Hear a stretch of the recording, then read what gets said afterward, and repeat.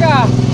Nandito kami sa Santa Mesa. Bale, kami iikot para puntahan ang shoot ni Kuya Kim sa Matanglawin. Siyempre, kasama na naman ang tatlong trio. Kasama yung pair, si Lester the Pastor, at siyempre ako, si Carlito the Romantico. Carlito Romantico. Ayan.